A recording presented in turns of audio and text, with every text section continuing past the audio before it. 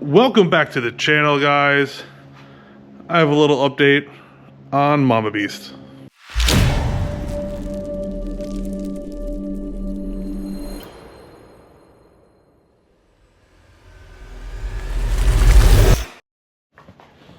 So, yeah, you can see a little rust on the rotors.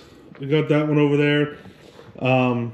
Yeah, I mean, they're not new, but we got them from a buddy of ours, so we know what's done to them. We really know what they've been through. So this is a Dana Ultimate Dana 44.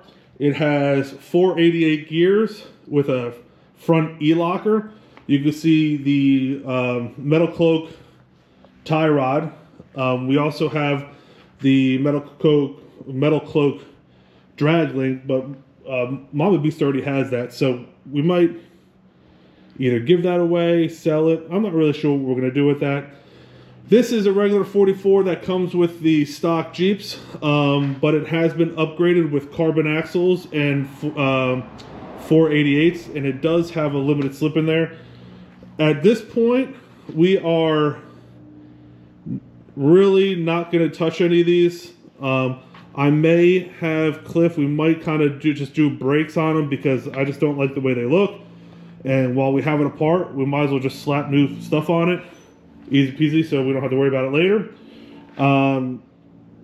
But other than that, we are not going to put in a rear E-locker. We'll keep it as that because we are spending a significant amount of money here. Yeah, I think both of these axles, we're not going to get into how much we paid for them. Just because I don't want to, you know, if you're a Jeeper, you understand. You don't want to talk about how much you spend. But, so we're going to leave that with the limited slip for now. Maybe in the future, when Mari gets really accustomed to her new build and she keeps pushing the envelope, maybe we will throw in that rear locker, if it's the E-locker, if she's getting to that limit and we need to. But other than that, we're getting rid of that Dana 30 front end, going with a 44. So she is getting significant upgrades. But now that we showed you what we have in store, and we talked about the parts that we've already ordered, not exactly the parts, but we've mentioned them. Let's get into the Jeep, and I'll show you the new head unit. So as many of you know, PapaBeast and MaMaBeast both have fairly extensive custom stereo systems.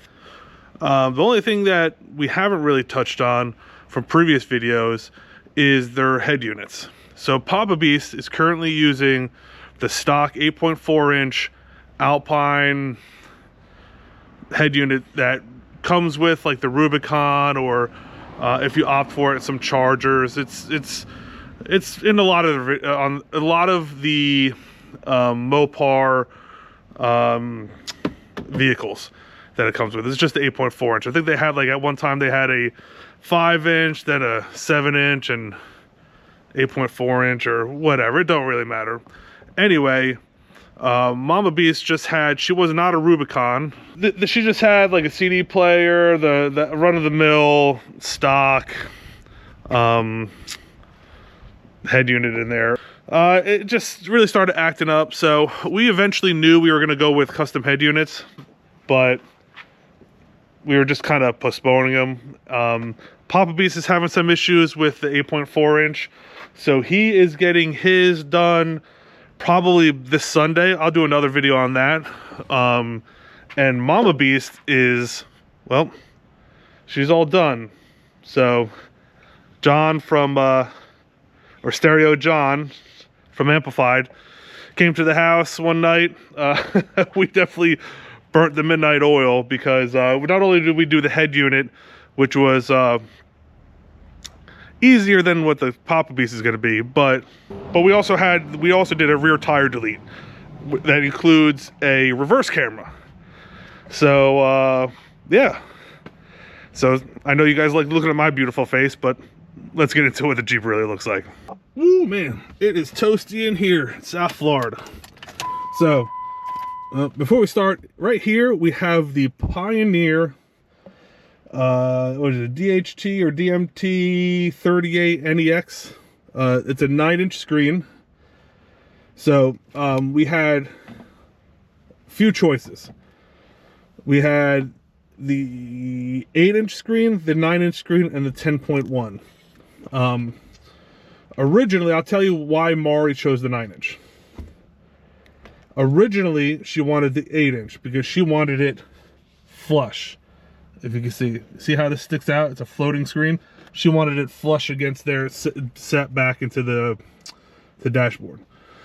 However, with the Pioneer 8-inch, you do not get wireless CarPlay. And that's one thing that Mari really, really wanted. If she said if she's going to spend the money, she wanted the wireless CarPlay.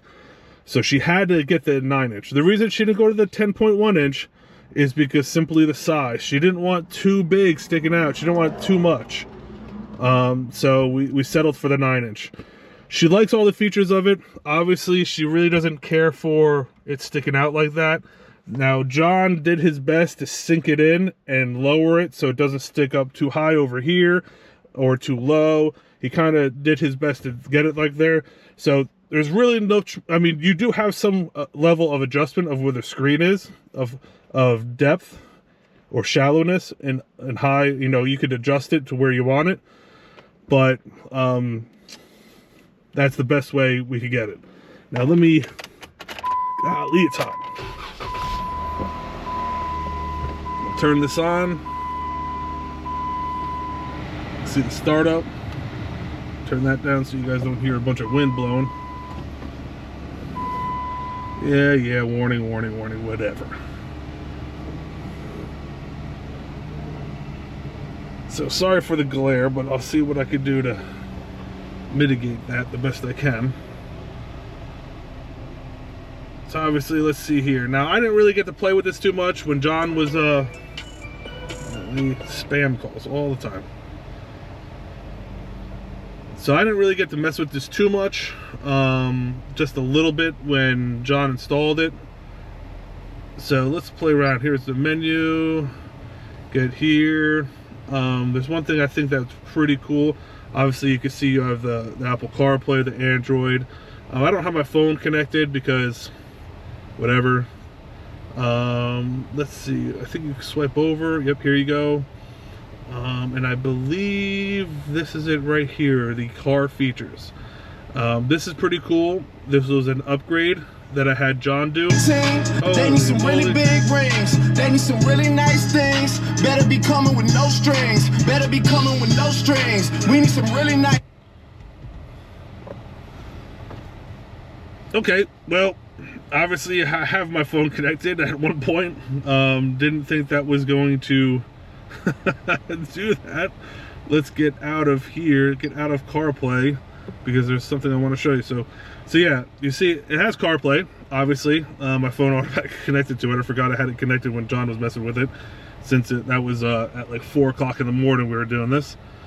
So we go over here, car features. It's really, really cool. I didn't know the JK covered, you know, the ECU of the JK recorded so much information. I knew that in the Gladiator, but not the JK. So here we go with car features, and boom, you have RPM. We have your speed, the load that you have on the engine. You have how much fuel you have and your intake temperature. Now, these are adjustable. You could go in there to settings. I think you could go into settings. Let's try that, come on. And select gauges, and then you give you, well, I'll just do that here. We'll just do the center gauge. So you have a few options. So you can do RPM, throttle plate position, so you can tell how much throttle you're giving it, and timing advance. Oh my God. Go back, tap left guy, vehicle speed, or 0 to 60. You have intake temperature, max quarter mile speed, instantaneous fuel economy, bottom left coolant, you know, vacuum, braking distance. So you get all that, and what you do is select those, and this is connected to the OBD2 down there, over, you know, in there. So John put it in the kind of in the dash. So this is reading, this is not just making stuff up. This is actually reading your car's ECU and showing you the information. Very similar, if anyone else has the JLs or JTs with the Rubicon with the 8.4 inch, very similar to what they show with all the off-road pages they call it. So super cool. Now, unfortunately, with the JK, as far as like climate control, that is not run through the OBD2. There's some things that are locked out just because you just don't have that feature. And then we have here, you have tire pressure monitoring. Now we do have a check engine light. I wonder if that will tell us what it is. What? It even shows us the friggin' codes. Didn't know that, but that's good to know. I gotta pull those up and see what they are. Hey, if anyone out there knows what those codes are, comment them below. Let me know what they are. I'm thinking it's a gas cap, which is typical of the issue we have. I think we got to replace that from the emission system. So anyway, we can set tire alerts. Super cool for the JK. Obviously, this is all customizable. You could do that. Bluetooth audio, phone. I wonder if we have any other stuff here. Dimmer, display on off, couple AirPlay, radio, yada yada yada. Oh, we got another page over here. I don't know what that is. Power on off, camera view. She does have a reverse camera now. As far as the camera itself, fairly decent. Like I told John, I've never known these rear cameras to really be like that crazy in definition, like 1080, 4K. You know, I don't know if this doesn't have the lines. So it is what it is, but it looks good. I could tell everything that's around here. It's super close. So right down here is actually her rear bumper. And I'll show you where the camera is and where we've mounted it and the plate we got. So once we finish up this, and I think that's about it. I mean, self-explanatory.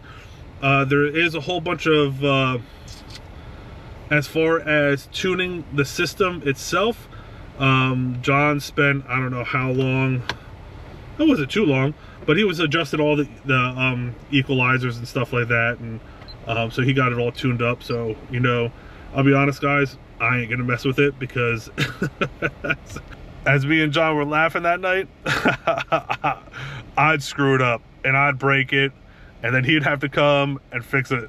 So, in respect for John, I ain't gonna touch that stuff. All right, so here we go. We have, I think Maury got this off of Amazon or something, or Etsy or something like that. Super bright. If you stand back a little bit, me and John were looking at it with the brake light on. Super bright, so you don't have to, I might have to tighten that a little bit. Yeah, sure, gonna have to. But here's the rear camera right here. Right down there. So John was able to retrofit that in there. Now this camera was not made for this bracket, but it wasn't too bad of a thing to kind of get that in there and install that. So as you can see, it looks down here. You can see the rear bumper and kind of illuminates all back here. So really good for her, especially since this top is trashed. I will be at Jeep Beach. Hopefully I could talk with Best Top and see if they have any good deals going on new tops for that. But yeah, so if you guys don't know, here's the system back here.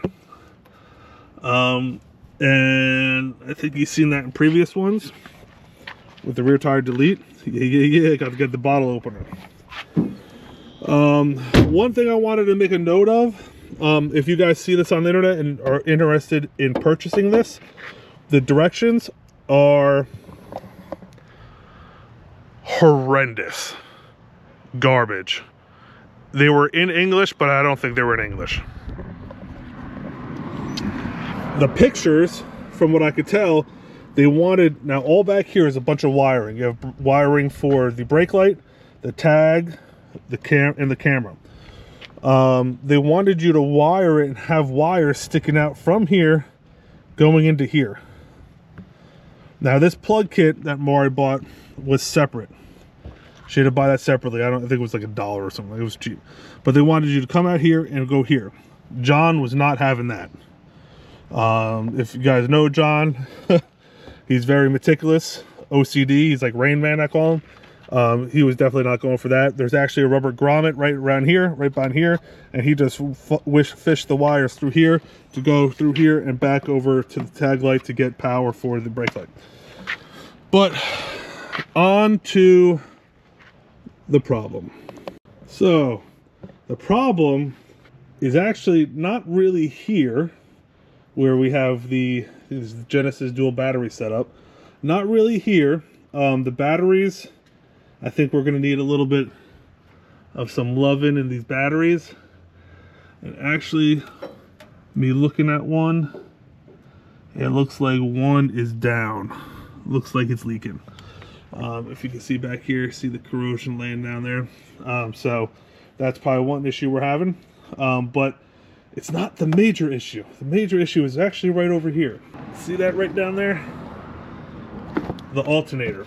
So the reason is because the stock alternator on a 2016 JK non-Rubicon, from what I could tell on the internet, is only 140 amps. As comparison to the Rubicon with the max tow package is 240. So it's 100 more amps of power that this alternator is producing versus this one. Yeah, that's significant. So what's happening is that once we this one have no problems whatsoever. Less power system, more amperage on the coming out from the alternator. More power system and less amp on the alternator is creating an issue where the alternator cannot keep up with the amount of draw that the amps are drawing from the alternator itself.